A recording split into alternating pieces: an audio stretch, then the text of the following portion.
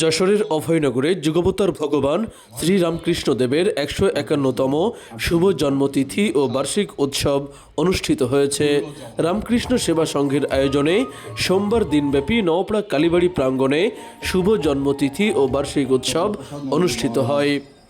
যশোর রামকৃষ্ণ আশ্রম ও রামকৃষ্ণ মিশনের অধ্যক্ষ পূজনীয় শ্রীমৎ স্বামী জ্ঞান প্রকাশানন্দজি মহারাজের সভাপতিত্বে অনুষ্ঠানে প্রধান অতিথি ছিলেন চাঁদপুর রামকৃষ্ণ আশ্রম ও রামকৃষ্ণ মিশনের অধ্যক্ষ পূজনীয় শ্রীমৎ স্বামী স্থিরাত্মানন্দজি মহারাজ।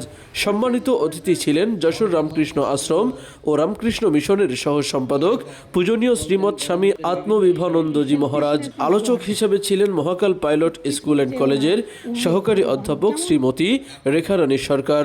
নওপাড়া মডেল কলেজের ইংরেজি বিভাগের সহকারী অধ্যাপক শ্রী দেবাশিস রাহার সঞ্চালনায় শুভেচ্ছা বক্তব্য রাখেন রামকৃষ্ণ সেবা সংঘের উপদেষ্টা ও নওপাড়া কালীবাড়ির সাধারণ সম্পাদক শ্রী শঙ্কর কুমার সিংহ।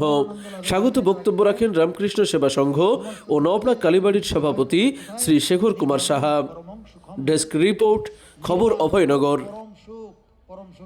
আপনি কি শিশু ও কিডনি রোগের বিশেষজ্ঞ ডাক্তার খুঁজছেন? তাহলে আর দেরি না করে আজই যোগাযোগ করুন ইউনিক ডায়াগনস্টিক অ্যান্ড কনসালটেশন সেন্টারে। এখানে নিয়মিত রোগী দেখছেন ডাক্তার মোহাম্মদ আওরঙ্গজেব, গাজী প্লাজা, সরকারি হাসপাতাল রোড, নওপাড়া, অভয়নগর, যশোর।